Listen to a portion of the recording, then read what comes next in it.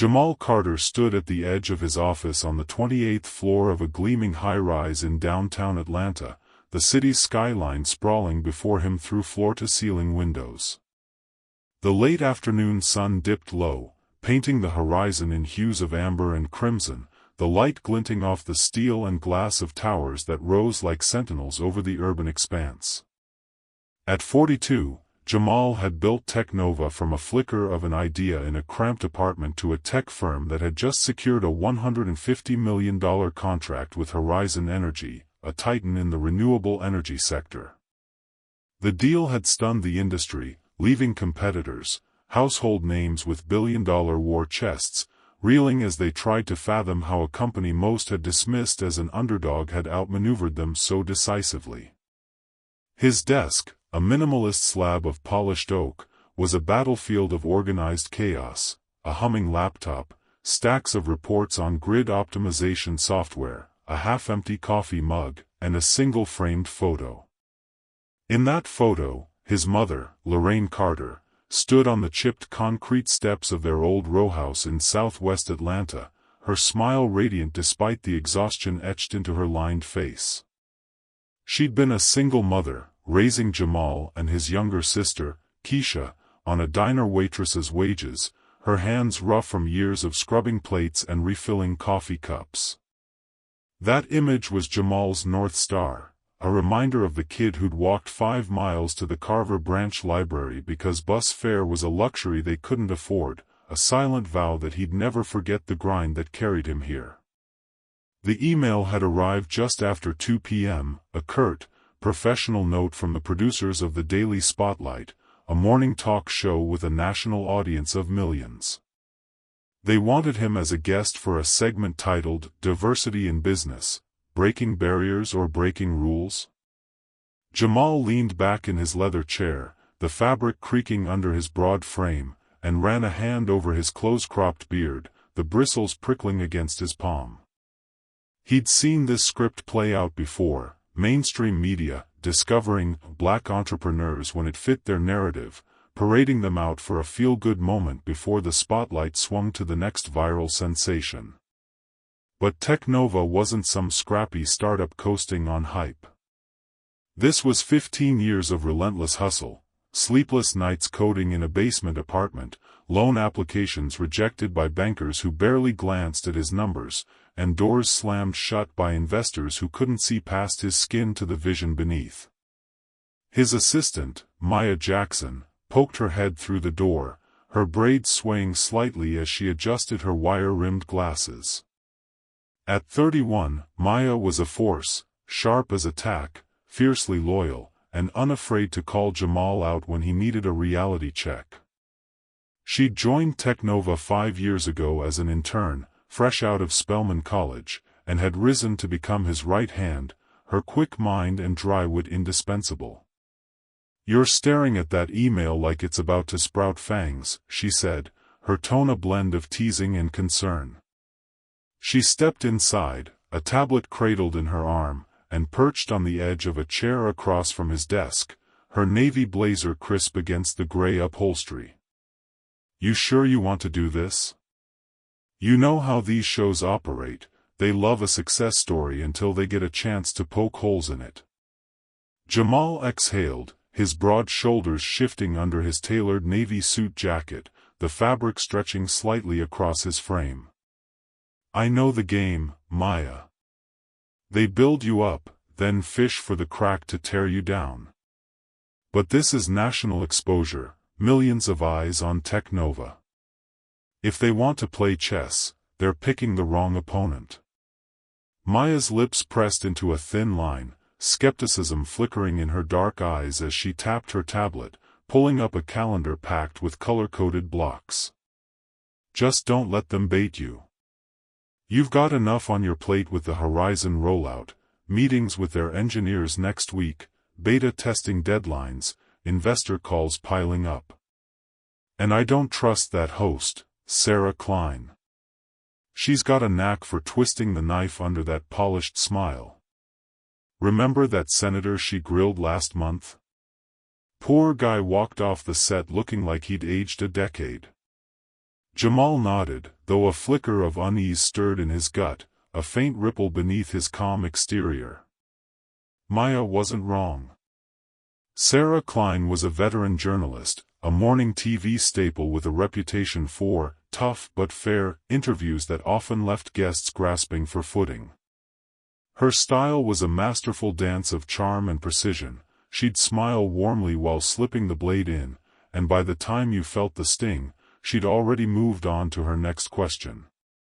But Jamal had faced worse than a talk show host armed with cue cards. He'd stared down bank managers who'd smirked while denying his loans, their eyes skimming his skin before his business plan, investors who'd asked, with barely veiled condescension, if he was really the brains behind TechNova, competitors who'd assumed he'd buckle under pressure, underestimating the steel forged in years of scrapping for every inch. If the Daily Spotlight thought they could rattle him, they were in for a rude awakening. "Exposure's worth the risk," he said finally, his voice steady, resolute. "We've got a chance to show what TechNova's about, not just the contract, but the mission. Cleaner energy, smarter grids, built by people who don't get a seat at the table unless they kick the door down." Maya sighed, shaking her head, her braids brushing her shoulders. "All right, but I'm telling you, keep your guard up. Klein's not there to toss softballs. She'll dig until she finds something to twist." She stood, smoothing her blazer with a quick tug. "I'll confirm with the producers. Flights tomorrow, LA studio, 7 a.m. call time. You want me to come with?" "Nah," Jamal said, waving her off with a faint smile. "You hold the fort here. I'll handle this solo." She smirked, her eyes glinting with mischief. "Famous last words, boss." That night, Jamal stood in his condo overlooking Midtown Atlanta, the city's lights twinkling below like a sea of stars. The space was sparse, deliberate, exposed brick walls, a sleek black sofa, a shelf of dog-eared engineering textbooks he hadn't touched in years. He brewed a pot of coffee, the rich aroma filling the air as he paced the hardwood floor, replaying the email in his mind. The Horizon contract wasn't just a win, it was a lifeline, funding TechNova's expansion into new markets, proving a black-led firm could compete at the highest level. But he knew the stakes were razor-thin. One misstep, one crack in the armor, and the doubters would swarm, vultures circling a carcass they'd been waiting to pick clean. He thought back to his childhood, to the sweltering summers in southwest Atlanta where the air smelled of asphalt and fried chicken from the corner store. Lorraine had worked doubles at Miss Annie's diner, her apron stained with grease, her feet swollen from standing 12 hours straight. Jamal would sit in the back booth after school, scribbling math problems on napkins while she refilled salt shakers, her voice soft but firm. "You're gonna be something, baby. Don't let M tell you otherwise." Keisha, 2 years younger, would doodle beside him, her crayons melting in the heat, her giggles a rare bright spot in a world of tight budgets and eviction notices. Their father had walked out when Jamal was 6, leaving Lorraine to carry the load alone, her pride as unyielding as her work ethic. By 13, Jamal had found refuge in the library, a squat brick building with flickering fluorescents and a single computer lab. The librarians knew him by name, slipping him extra time on the ancient PCs when the sign-up sheet was full. He'd taught himself BASIC, then C++, his fingers flying over sticky keys while other kids shot hoops across the street. At 16, he'd built his first program, a crude inventory tracker for Miss Annie's, cutting her paperwork time in half. She'd cried when he showed her, hugging him so tight he could feel her heartbeat through her thin frame. "You're my miracle," she'd whispered, and he'd carried those words ever since. The next morning, Jamal woke before dawn, the condo still cloaked in pre-dawn quiet. He showered, dressed in a crisp navy suit, and grabbed a coffee to go, the bitter warmth grounding him as he headed to the airport. By 6 a.m., he was on a private jet to Los Angeles, the hum of the engines a steady backdrop as he reviewed TechNova's latest projections on his laptop. The flight was smooth, the sky a gradient of indigo to gold as they crossed time zones, but his mind churned. He couldn't shake the feeling that the daily spotlight wasn't just a platform, it was a gauntlet, a test he hadn't asked for but couldn't refuse. The KXNT studios loomed over downtown LA, a squat, modern building ringed by palm trees and reflective glass. Jamal's driver navigated the snarled traffic, dropping him at the talent entrance where a harried assistant with a headset waved him inside with a clipped, "This way, Mr. Carter." The green room was a sterile box, white walls, a stiff gray couch, a coffee machine gurgling in the corner, the air cool and faintly antiseptic. A young producer with a clipboard barely glanced up as she ushered him in. "Thanks for being here. We'll mic you up in 5, she said, her voice flat, transactional, her eyes fixed on her checklist. No small talk, no pleasantries, just the efficiency of a machine grinding through its daily routine. Jamal settled into the makeup chair, his broad frame dwarfing the seat, his reflection staring back from a smudged mirror. An assistant, a wiry kid with a man bun and a nose ring, dabbed powder across his forehead with mechanical precision, muttering about "shine control" under his breath. The monitor on the wall flickered with the live broadcast, a panel debating the latest Hollywood divorce, followed by a perky chef whipping up a kale smoothie, her grin too wide for 8 a.m. Then the screen flashed a transition card, coming up next, the black tech boom, talent or tokenism? Jamal's jaw tightened, the muscles flexing beneath his dark skin, a quiet heat rising in his chest. So that was the angle. He'd expected a softball segment about diversity, maybe a few questions about TechNova's rise. But this? This was a loaded gun, the barrel aimed square at his chest, and he could feel the trigger itching to be pulled. The set of the Daily Spotlight was a study in artificial warmth, soft blues and golds bathed the space, a glass coffee table gleamed under the studio lights, and cameras hovered like silent vultures, their lenses glinting in the glare. Jamal adjusted his suit jacket as he took his seat across from Sarah Klein, the audience, mostly middle-aged, mostly white, clapping politely as the floor manager signaled the end of the commercial break.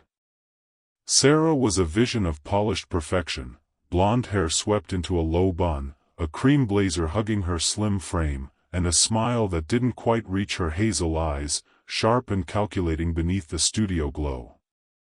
"Welcome back to the Daily Spotlight," Sarah said, her voice smooth as silk, cutting through the hum of the studio like a blade. "Our next guest is Jamal Carter, CEO of TechNova, a true American success story. Welcome to the show, Jamal." "Appreciate you having me," Jamal replied, his tone polite but guarded, his hands resting lightly on his knees.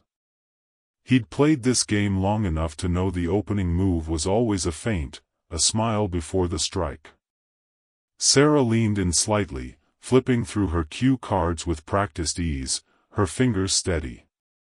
"Let's dive right in. Your company recently landed a $150 million contract with Horizon Energy, outbidding some of the biggest names in the industry. That's impressive." Her pause was deliberate, a baited hook dangling in the water, her eyes flicking up to gauge his reaction. Jamal kept his expression steady, his voice even. "It was a long road, but we put in the work. Our energy grid optimization software outperformed the competition, simple as that." Sarah crossed her legs, her smile sharpening into something more predatory, a glint of intent breaking through her polish. "Some have called it revolutionary." Another pause, subtle but pointed, a beat of silence designed to unsettle. But others have raised questions. She picked up a card, reading aloud with a faint edge, her tone shifting from warm to probing. Certain industry insiders say TechNova benefited from federal diversity incentives, that companies like yours have an edge because agencies want to check a box. Maybe this wasn't just about being the best, but about meeting a quota.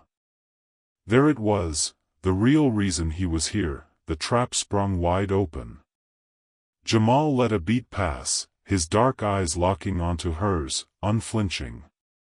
"I've heard that argument before," he said, his voice calm but edged with steel, each word deliberate. "It's funny, though. When a black entrepreneur wins, it's special treatment. But when a legacy firm, run by the same families for decades, same boards, same handshakes, lands those deals, nobody questions it. Nobody asks if their granddaddy's name got them in the door." The air in the studio shifted, a ripple of tension spreading through the crew like a current. Off camera, producers exchanged quick glances, their headsets buzzing with silent chatter, fingers hovering over controls. Sarah held her ground, unruffled, her smile a mask of composure, though her eyes narrowed slightly. "So you're saying race played no role at all in your success?" Jamal chuckled, a low sound that carried more weight than mockery, a quiet storm brewing beneath it. "Let me ask you this, Sarah. When Tesla won its government contracts, did anyone ask if Elon Musk met a diversity quota? When Amazon secured its deals, did they question Jeff Bezos's background, his prep school, his connections? Or do we only ask that when the CEO looks like me?" Sarah's expression barely flickered, her smile a fortress of control, though a faint twitch at the corner of her mouth betrayed her. "So you don't believe these diversity programs help?" "They level the playing field," Jamal said, folding his hands in his lap, his posture relaxed but unyielding. "But what people don't get is the field was never level to begin with. You don't start from zero when the starting line's been pushed back a mile, when the track's got hurdles they don't even see." Sarah wasn't done. Her smile tightened, a blade hidden in velvet, her voice cooling as she shifted gears. "Well, Jamal, let's talk about that playing field." Her tone dropped, a shift from curiosity to something sharper, more surgical. "You grew up in Atlanta, Georgia, working-class family, public schools, no silver spoon. It's an inspiring story." She let the words hang, a faint challenge glinting in her gaze, her head tilting slightly as if daring him to bite. Jamal nodded slowly, sensing the trap, his instincts honed from years of navigating rooms where he was the only one who looked like him. "Go on." She continued, her voice measured but probing, each word a careful incision. "But here's what some might wonder. How does someone with no elite education, no deep family connections, go from a struggling neighborhood to securing contracts that billion-dollar corporations can't touch? Did someone pull strings? Was there a leg up?" Jamal tilted his head, a faint smile tugging at his lips, a spark of defiance lighting his eyes. "It's called work, Sarah. Some of us don't have trust funds or country club buddies to lean on. We build from scratch, brick by brick, line of code by line of code, no shortcuts, no favors." Sarah gave a small nod, as if considering his words, but her eyes betrayed her intent, a flicker of calculation beneath the surface. "Surely you had help along the way, a mentor, a program, something that gave you a boost?" He exhaled quietly, the sound carrying years of exhaustion and resolve, a weight she couldn't fathom. "Help came from working 3 jobs while I got my engineering degree at Georgia State, bussing tables, stocking shelves, tutoring kids who could barely add. Help was sleeping in my car when I couldn't pay rent, coding my first prototype on a laptop with a cracked screen. Help was my mom working doubles at a diner so I could eat, her hands bleeding from the bleach. That's the help I got. Her lips pressed together for a fraction of a second, a crack in her polished facade, a fleeting sign she hadn't expected the rawness of his answer. The producers behind the cameras were riveted now, sensing the shift in momentum, their eyes darting between screens. Sarah shuffled her cards again, her fingers betraying a slight tremble as she regained her footing. And yet, some argue that black entrepreneurs today have more opportunities than ever: affirmative action, minority business grants, government incentives. Doors that weren't open decades ago, swung wide for people like you. Jamal leaned forward slightly, resting his elbows on his knees, his presence filling the space, a quiet force that pressed against her words. You know what's funny? When a black business owner succeeds, people ask what programs helped us, like we're charity cases handed a prize. But nobody asks which old money bank funded a white-owned startup, or which family friend got them into Stanford, or which golf buddy wrote the first check. Nobody questions the legacy firms coasting on names older than this country. Success isn't a lottery ticket, Sarah. People like me had to be twice as good just to get in the room, 3 times as good to stay there. The studio grew quieter, the tension thickening like humidity before a storm, a palpable shift rippling through the space. The audience shifted in their seats, some nodding faintly, others frowning with arms crossed, their discomfort visible. Sarah didn't blink, her smile returning like a chess player spotting an opening, her voice smooth as glass. That's an interesting perspective. But let's talk perception. She turned slightly toward the cameras, addressing the unseen millions watching at home, her posture shifting to command the narrative. Jamal, you present yourself as self-made, but some say black entrepreneurs get an unfair advantage in media attention, that the overcoming struggle narrative sells better than the thousands of white business owners who work just as hard but don't get the headlines. Jamal let out a soft chuckle, the sound cutting through her words like a blade, sharp and unapologetic. So now we get too much attention? He shook his head, incredulous, a dry humor lacing his tone. You're telling me that in a world where 90% of Fortune 500 CEOs are white men, where tech funding still flows to white startups 9 times out of 10, the real problem is people like me getting too much press? That's the hill you're climbing? Sarah tucked a strand of hair behind her ear, a subtle tell of discomfort, her composure wavering for a heartbeat. I'm just saying that in today's climate, some feel there's pressure to highlight diversity over merit, to push a story that fits a certain mold. Merit, Jamal repeated, the word heavy on his tongue, a challenge in its weight. He glanced at the cameras, then back at her, his gaze unwavering, piercing through her polish.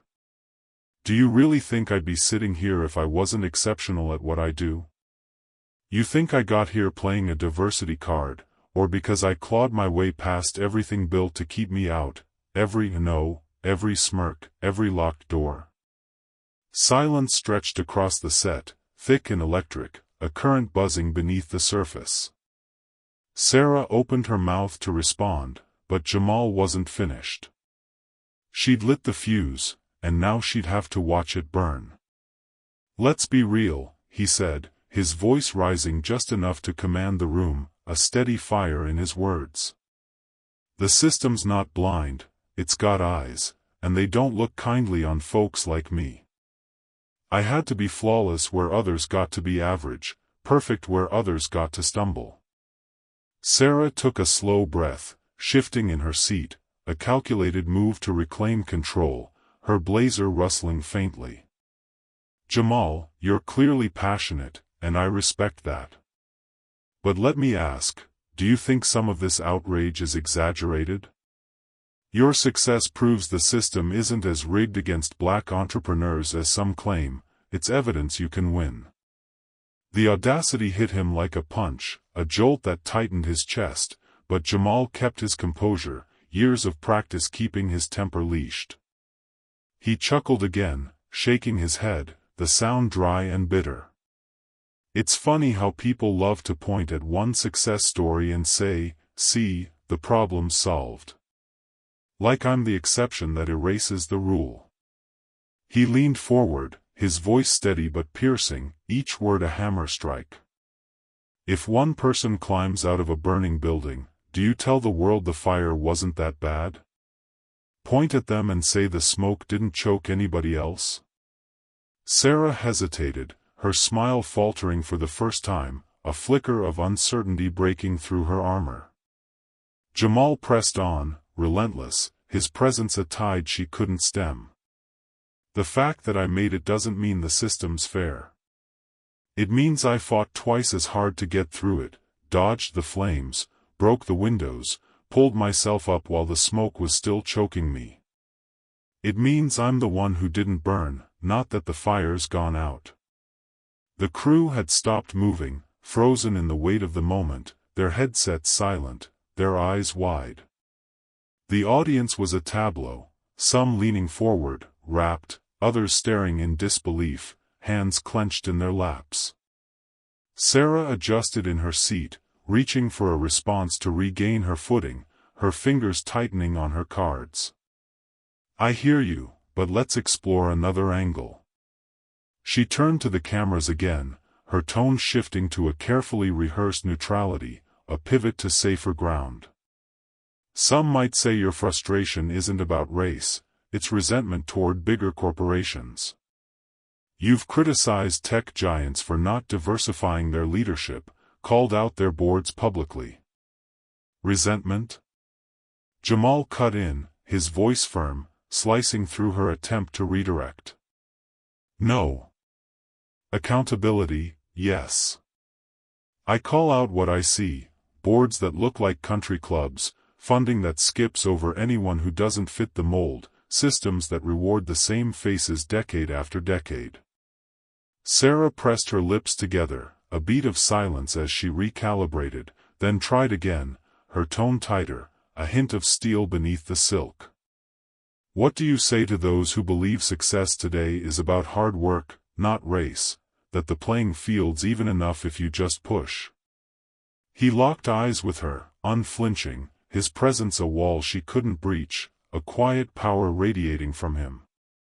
"I say people love fairy tales when they're the ones winning, when the story ends with them on top. Black entrepreneurs get denied loans at twice the rate of white owners, twice, Sarah, with the same numbers, same plans. We get less than 2% of venture capital, 2% in $1 trillion game. And even when we win, we're asked if we deserved it, if we cheated the test. So let's stop pretending the system isn't rigged, it is. The only ones who don't see it are the ones it works for, the ones who never had to run the gauntlet." The silence that followed was deafening, a void that swallowed the hum of the studio, a weight that pressed down on every corner of the room. The producers didn't cut to commercial, their hands frozen on the controls. The control room didn't intervene, the screens flickering with the live feed. Sarah shifted, discomfort creeping into her posture, her fingers widening around her cue cards. She cleared her throat, glancing at the off-camera team, but no lifeline came. She'd walked into this, and now she was stuck in the wreckage, the hunter turned prey. Jamal adjusted his watch, letting the silence stretch just long enough to make the room squirm, a deliberate pause that amplified his words. "You know the real problem," he said, his voice quieter now but heavier, sinking into the space like lead, each syllable a stone. Sarah hesitated, her eyes narrowing slightly, a wary edge to her gaze. "What?"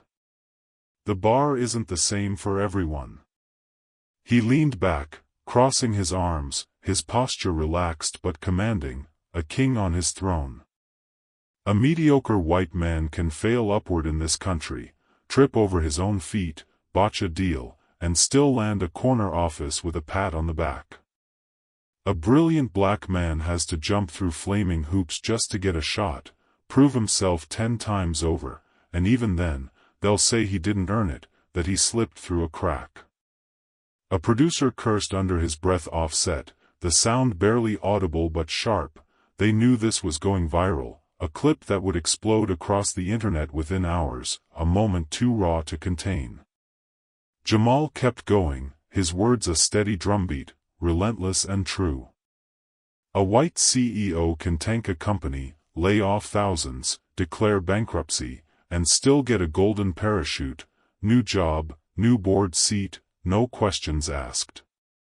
A black CEO has one bad quarter, and it's proof we weren't ready, proof we don't belong. And when we do make it, when we beat the odds, people like you sit across from us and ask if it was a handout, if we gamed the system. Sarah's jaw tightened, the camera catching the subtle flinch in her composure, a crack in the veneer she couldn't hide. You wanted to talk fairness, Jamal said, his tone final, a quiet storm in every syllable, a verdict delivered. Let's start with the truth, stop dressing it up in pretty lies, stop pretending the scales don't tip. The silence shifted, not awkward now, but potent, a weight that settled into every corner, a reckoning in real time.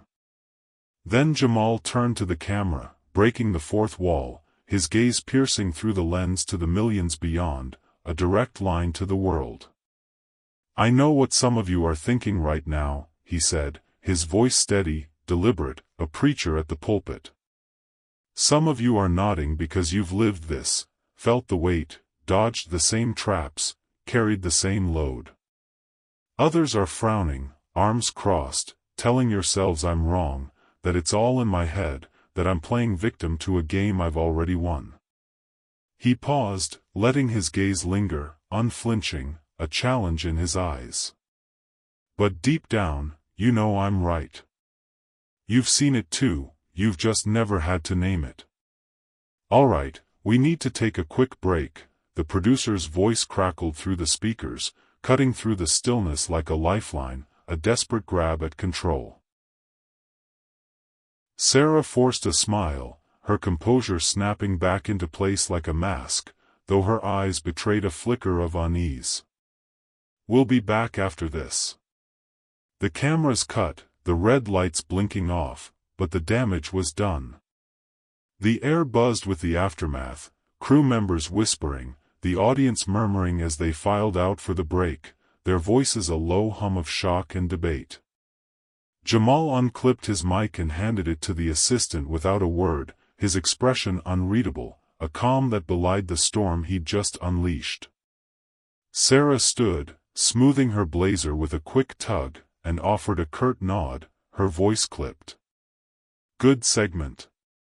She didn't meet his eyes, her heels clicking as she strode off-set, disappearing behind a curtain. He didn't respond, just grabbed his jacket and headed for the exit, the weight of the moment trailing him like a shadow, heavy but unbowed. By the time he stepped into his SUV outside the studio, his phone was a war zone, texts piling up, missed calls stacking, notifications flooding his screen like a tidal wave crashing over a dam. Maya's name flashed first. You okay?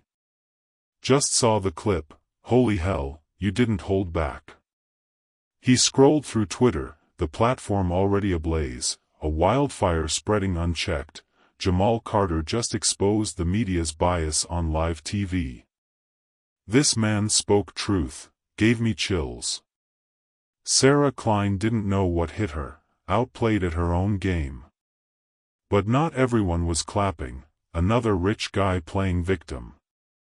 Cry me a river. Merit matters, not race cards, stop whining and work. Within an hour, clips of the exchange had flooded every platform, YouTube, TikTok, Instagram, racking up millions of views, likes, and retweets, the internet fracturing into camps of praise and outrage. Back in Atlanta, Jamal sat in a quiet diner near his condo that evening, a plate of fried catfish and collards untouched before him, the murmur of the TV overhead replaying the clip on a loop.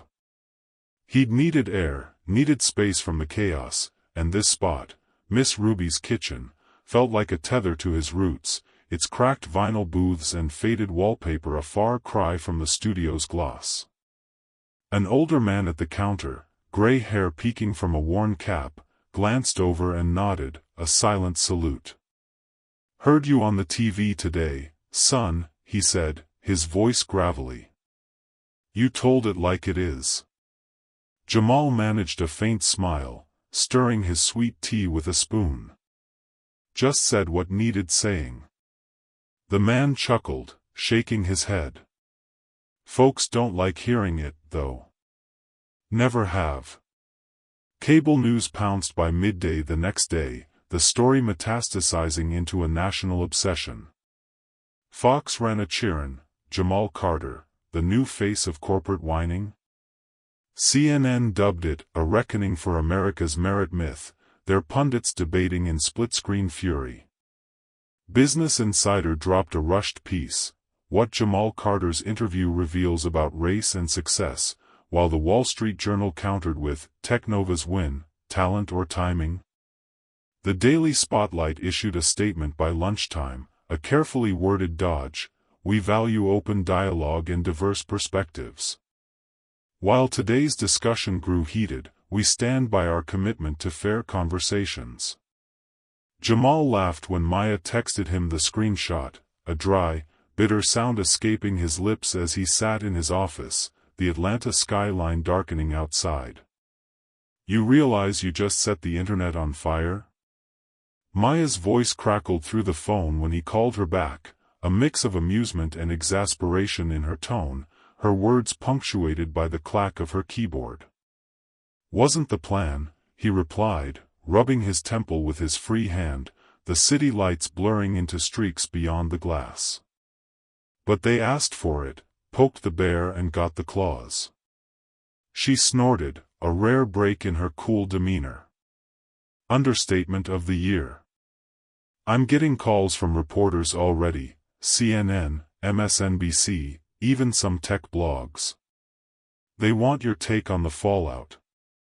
I told them no comment, like you said, but they're persistent as hell. "Let them chase," he said, leaning back, the chair creaking under his weight. "I said what I needed to say, don't need to feed the circus." The next 48 hours were a whirlwind, a chaotic blur of noise and consequence that swallowed Atlanta whole. Praise poured in, emails from young black entrepreneurs thanking him for speaking up, their words raw with gratitude. "I saw myself in you, thank you for not backing down." LinkedIn messages flooded from peers he hadn't heard from in years, their tones suddenly warm, and a handwritten note arrived from Miss Harper, his high school computer teacher, her shaky script recalling the quiet kid who'd stayed late to debug code. Investors who'd ignored TechNova a year ago swarmed Maya's inbox with meeting requests, their emails dripping with newfound interest, a shameless pivot from their earlier silence.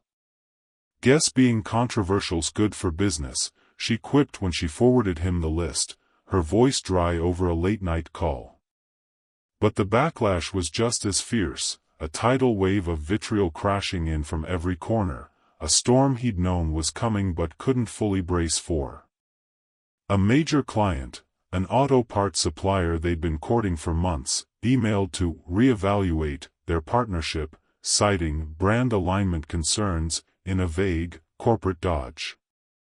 Another partner, a Midwest logistics firm, pulled out of a pilot program outright, their CEO penning a terse note, "We prefer to avoid political entanglements." Anonymous messages clogged his inbox, some venomous, others outright threatening, "Watch your back, Carter. You'll regret this, keep your mouth shut next time." Then came the package, delivered to TechNova's Atlanta headquarters the next afternoon, a plain manila envelope with no return address, dropped off by a courier who vanished before anyone could ask questions. Maya opened it in his office, her hands steady until she pulled out a single sheet of paper, the word enough scrawled in bold black marker, the lines jagged and angry. She frowned, her fingers tightening on the page, her voice low. You need security, Jamal. This isn't a game anymore, this is getting out of hand. He stared at the note, his expression unreadable, a stillness settling over him as he set it down on his desk with a slow exhale. This is what happens when you speak too loud and too black, he said, his voice low, heavy with a truth he'd known since he was a boy watching his mother swallow slights with a smile. Always has been, always will be, till something breaks. Maya crossed her arms, her brow furrowing, worry etching lines into her usually unflappable face. So what now? You going to let this bury you? Let them win, scare you quiet? He didn't answer right away. Instead, he stood and walked to the window, hands in his pockets, gazing out at the Atlanta skyline as dusk deepened into night. The city stretched before him, Peachtree Street winding through the heart of downtown, the gold dome of the state capitol glinting faintly, the hum of traffic a distant pulse. He thought of Lorraine, who died 3 years ago, her heart giving out after decades of strain, her last words to him a whispered, "Keep going, baby." He thought of Keisha, now a nurse in Charlotte, raising 2 kids on her own, calling him last week to say, "You're making us proud, don't stop." He thought of the kid who'd taught himself to code on a library computer, fingers flying over sticky keys while other teens shot hoops across the street, oblivious to the fire burning in his chest. And he thought of Marcus Tate, a venture capitalist who'd sat across from him 8 years ago in a sterile Buckhead conference room, his pinstriped suit reeking of old money. Tate had smirked through Jamal's pitch, cutting him off mid-sentence. "Look, kid, you've got grit, I'll give you that," he'd said, his voice dripping with condescension. "But this industry's a machine, it chews up guys like you. Stick to something smaller, safer. Leave the big leagues to the pros." Jamal had walked out, fists clenched, and spent the next year proving Tate wrong, landing TechNova's first major contract, a $5 million deal with a regional utility, without a dime from Tate's fund. He'd framed the rejection letter Tate sent after, a petty trophy hanging in his condo, a reminder of every no he'd turned into fuel. "No," he said finally, turning back to Maya, his voice firm, a steel thread running through it. "This isn't the end. They don't get to silence me, not now, not ever." The next morning, as the story exploded beyond social media into a full-blown national obsession, an offer landed on his desk. Maya slid the folder across to him during their 8 a.m. briefing, her expression unreadable behind her glasses, though a faint smirk played at her lips. "Just came in," she said, tapping the folder with a manicured nail. "A network, big one, prime-time slot. They want you for a televised special, a one-on-one deep dive into race, business, and the system. Full hour, your voice, no interruptions." Jamal raised an eyebrow, leaning back in his chair, the leather creaking under his weight. "Now they want to listen?" "Seems like it," she said, her smirk widening. "Guess you're too loud to ignore now, too big to sweep under the rug. What do you want to do?" He flipped through the proposal, glossy pages, bold promises of unfiltered dialogue, a list of potential moderators, none of whom he trusted to keep it real. The past 3 days had been a storm, praise crashing against threats, opportunities tangled with risks, all slamming into him at once like waves against a cliff. He could walk away, let the noise fade, bury himself in TechNova's work, the Horizon rollout, the next contract, the quiet grind he knew best. Or he could seize this, not for fame or clout, but to say what needed saying, to force a reckoning on a country that loved to look away, to shine a light so bright they couldn't blink it out. "Tell them I'll do it," he said, setting the folder down, his voice steady as granite, a decision carved in stone. But on my terms, no softballs, no edits, no bullshit. They want me, they get the real me, all of it. Maya's eyes widened slightly, a rare crack in her cool exterior, surprise flashing across her face. You sure? This isn't just a segment anymore, this is a platform, a bullhorn. Once you step into that ring, there's no going back, you'll be a lightning rod. Yeah, he nodded, a faint smile breaking through, a glint of fire in his eyes. I'm sure. If they're putting me in the spotlight, I'm controlling the damn light, aiming it where it needs to go. She grinned, shaking her head as she tapped out a reply on her tablet, her fingers flying. All right, boss. Let's make M squirm, let's make M listen. Jamal Carter's viral moment wasn't just a blip on the radar, it was a fault line cracking open, a seismic shift that rippled far beyond the studio walls, shaking the ground beneath a nation too comfortable in its denial. It forced a conversation America had dodged for decades: who gets to succeed without question, and who gets questioned when they succeed? Cable news anchors dissected it on live panels, their voices rising over split screens, Fox decrying entitlement, CNN hailing truth. Opinion pieces flooded every major outlet, from the New York Times to The Root, each spinning the narrative to fit their lens. Social media churned with hashtags, hashtag Jamal Carter, hashtag Truth Hurts, hashtag Merit Myth, trending for days, a digital battlefield of allies and enemies. Sarah Klein went into damage control on the next day's Daily Spotlight, her tone measured, her blazer a crisp white as she faced the camera alone. I stand by my questions, she said, her voice steady but her eyes tight. My job is to ask what the audience is thinking, to dig for the story. If it got uncomfortable, that's proof it mattered.